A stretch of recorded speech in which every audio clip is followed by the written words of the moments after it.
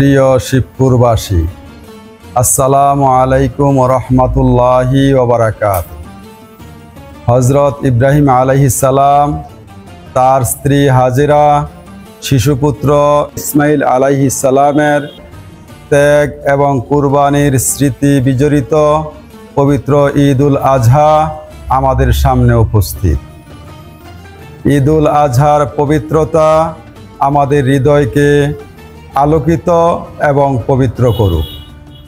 পশু কুরবানির সাথে সাথে কুরবানি হয়ে যাক সকল অহংকার এবং পাপ চিন্তা।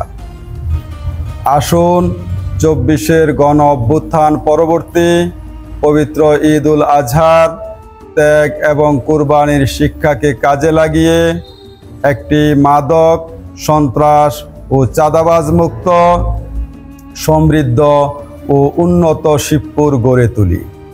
শিবপুরে এবং শিবপুরের বাহিরে দেশে ও বিদেশে অবস্থানকারী নরসিংদী 3 শিবপুরের সকল বাসিন্দাকে জানাই পবিত্র ঈদ উল আজহার শুভেচ্ছা। ঈদ মোবারক।